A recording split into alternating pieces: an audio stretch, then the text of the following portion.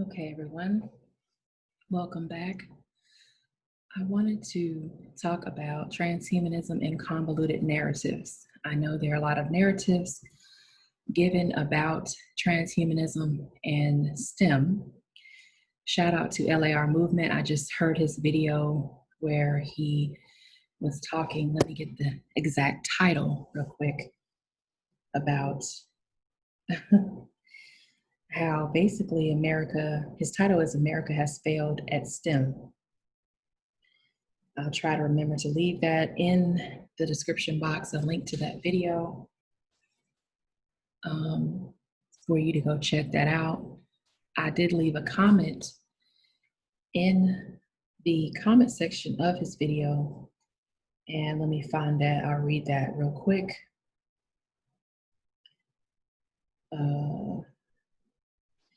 I said in the comment section, I see what you mean. Things are faster, but still the same.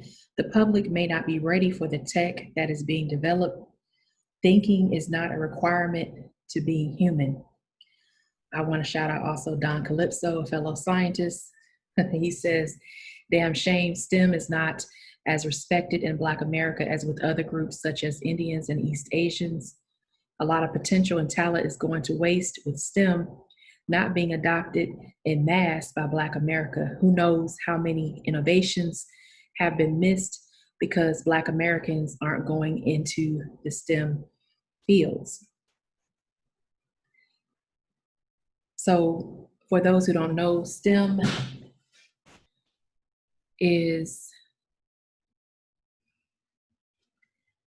okay, for those who don't know, as I was saying, STEM actually stands for Science, Technology, Engineering, and Mathematics. And I have to agree with LAR and several other people, BGS as well, have talked about how STEM is not necessarily pushed with Black Americans.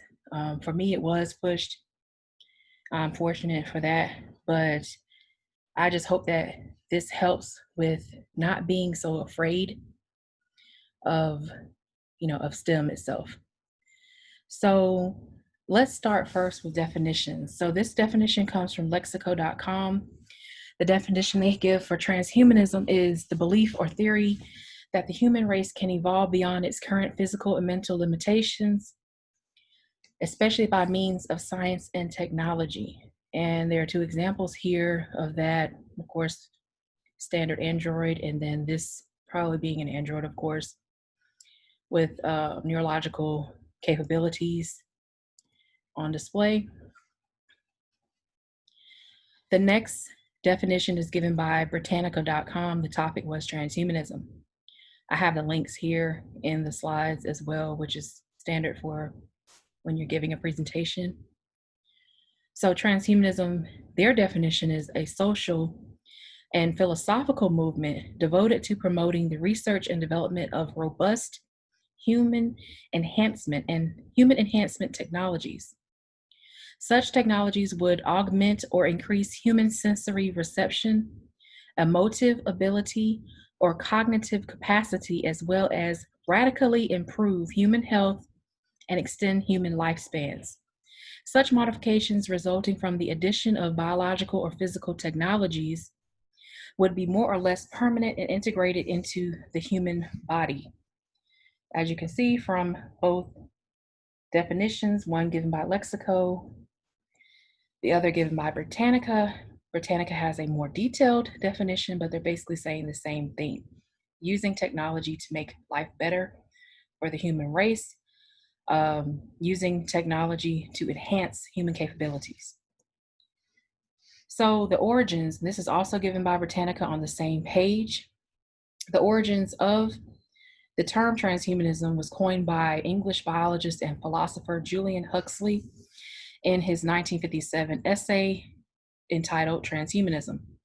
Huxley referred principally to improving the human condition through social and cultural change, but the essay and the name have been adopted as seminal by the transhumanist movement. This movement emphasizes material technology. Huxley held that although humanity had naturally evolved, it was now possible for social institutions to supplant evolution in refining and improving the species. The ethos of Huxley's essay, if not its letter, can be located in transhumanism's commitment to assuming the work of evolution, but through technology rather than society. So the point here from the essay is that when you do these things through technology, they happen much quicker than waiting on society to figure out what it's going to do and argue about it for years and decades and centuries on. But technology to speed things up. So characteristics of this movement include the movement's adherents tend to be libertarian and employed in high technology or in academia.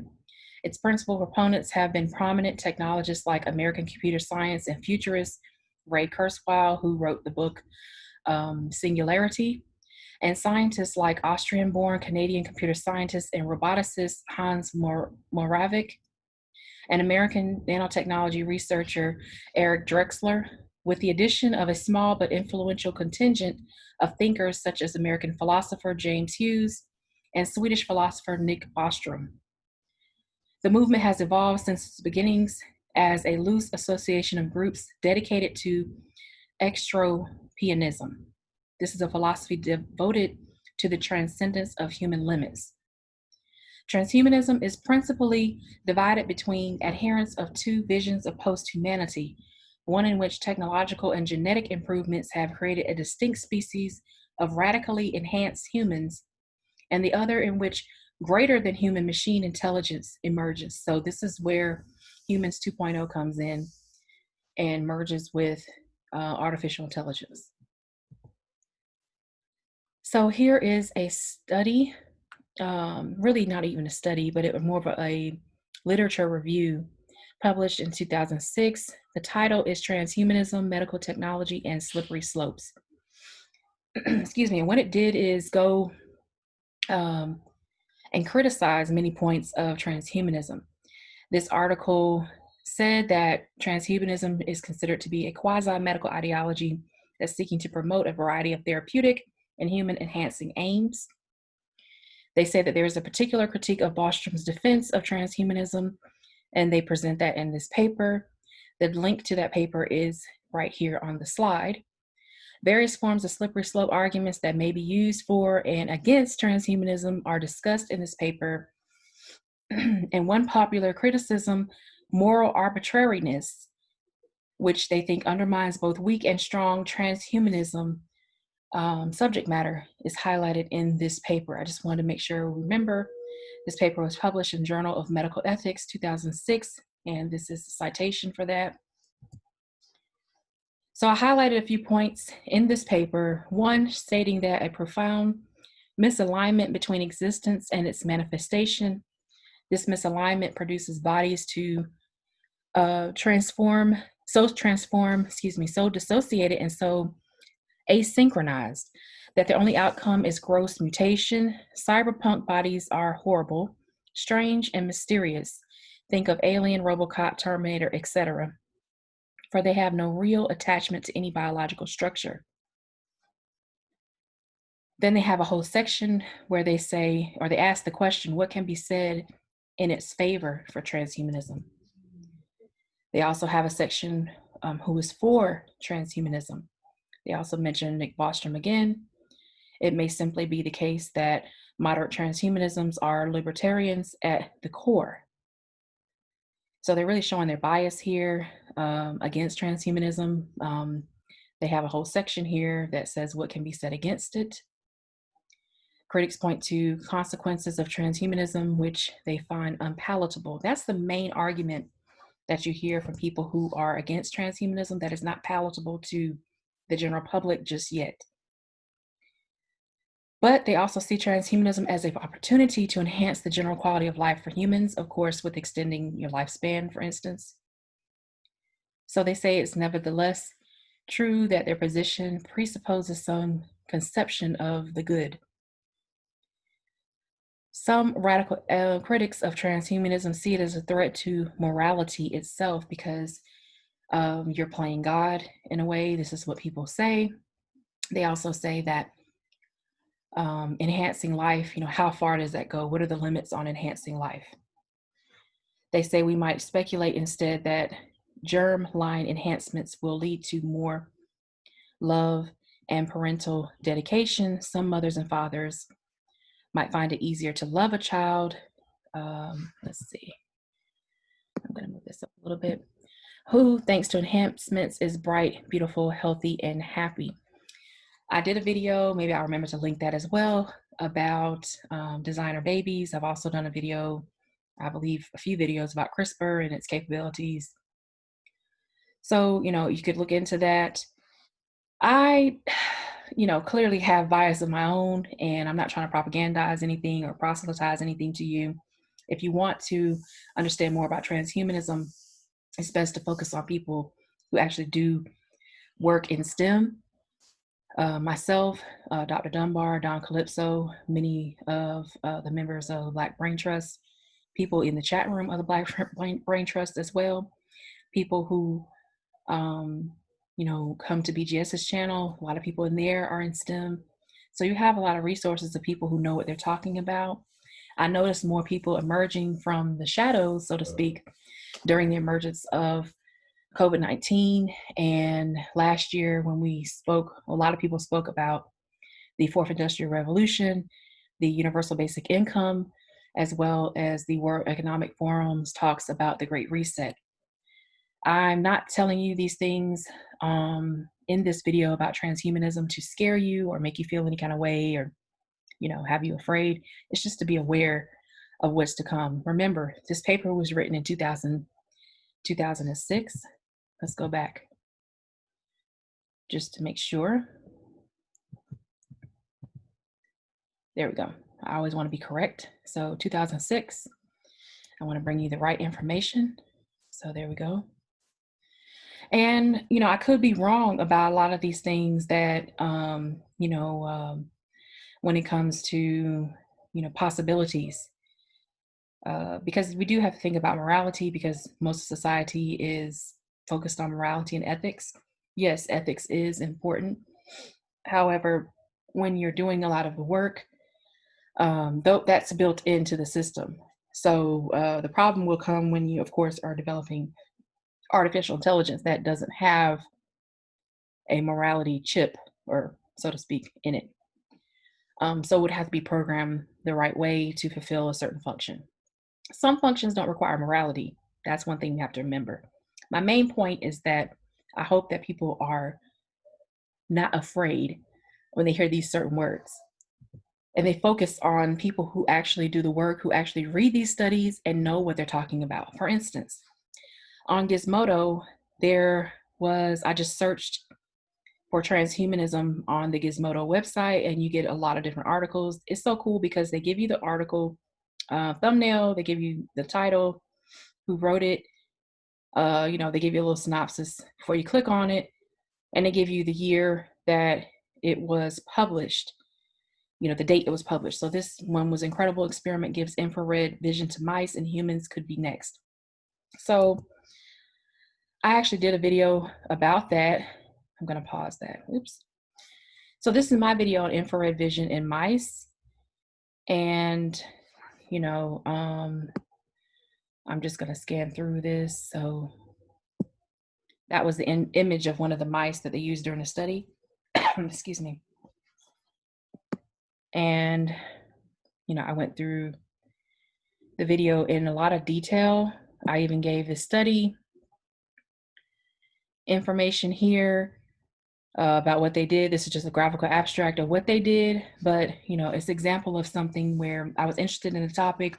It's something that's going to be used. It's something that could be incorporated into the military and defense, systems and stuff. So it's something that you should probably be focused on, especially if there's a company that's specializing in developing this product. Perhaps you want to invest that.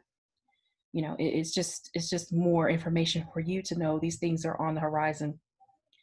Another article, it says, if you transplant a human head, where do you get the body?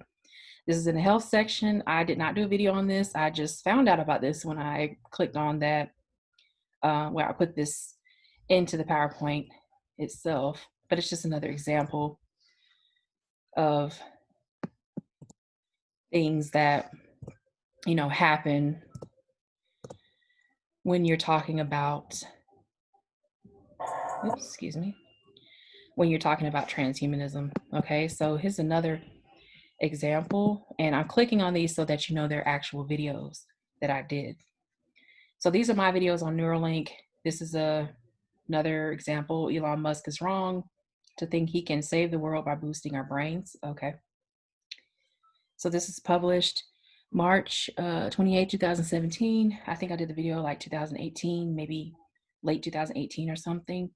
This one was about a human brain cloud interface. So they were able to develop an interface between a human brain and the cloud system and test that. So let's go on to the next slide. These two, a crazy plan to restore women's fertility and defy the limits of nature. The next one, the sensor can be implanted in your body and is the size of a grain of sand. So a lot of technology is being developed. But of course, as I said earlier, you have to think about the ethics of transhumanism and the ethics of technology that's developed.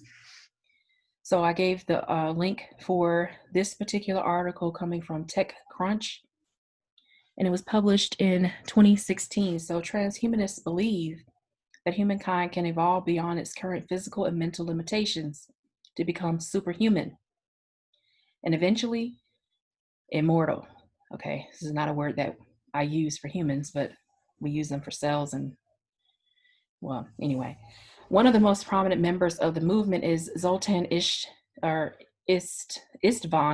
founder of the Transhumanist Party and 2016 third party presidential candidate. We'll see how that's going for him. Not very well. For Istvan, aging and death are the biggest plague of our time. The party is proposing a transhumanist bill of rights that states that it should be illegal to stop research on longevity and eternal rights based on religious and ethical reasons. Many of today's well-known faces in the tech world accompany the movement. Peter Thiel has, like a modern-day King Gilgamesh, stated that it is against human nature not to fight death. Okay, and is investing heavily in companies like, I think that was the Methuselah Project. So I left the link, like I said, you can go check that out. A lot of people are talking about this. The fact that this guy, Istvan, has gone as far as to found a transhumanist party and to be a 2016 third party presidential candidate, which we see that didn't do anything for him. The fact that he was able to get that far shows you how far we've moved ahead in having the discussion about this topic. Another article published February 2020 says transhumanist argues technology could end all human and animal suffering. This technology could one day be used to eliminate all feelings of pain and suffering within both humans and animals, according to the world's most prominent transhumanist. So this is a transhumanist writer, apparently David Pierce, who is talking about how they could end human and animal suffering. There was a video I did a while back about an older lady. One of my thumbnails is an older palm-colored woman. She has glasses on, and she has a genetic mutation that allows her not to feel pain. So tapping into the genes that are responsible for that, where she can't feel pain, particularly in her head for some reason, why she has those mutations, what those mutations mean, how you can use that and incorporate that into technologies is something that they're looking into as well. So if you can, maybe dig and find, search for the word pain, maybe you'll be able to find that. But I'll try to remember to put it in the description box as well for your convenience, of course. This is another part of the same article I was just talking about. This was Express Co. UK philosopher David Pierce, a co-founder of the World Transhumanist Association, argued humans can phase out suffering for humans and other animals. The World Transhumanist Association, since renamed Humanity Plus, is the main international body that promotes transhumanist ideas worldwide. So this is an India humanoid robot is designed for space missions, and that was revealed this year in February. So while we were going through COVID, they were unveiling a lot of things they were doing with humanoids and artificial intelligence.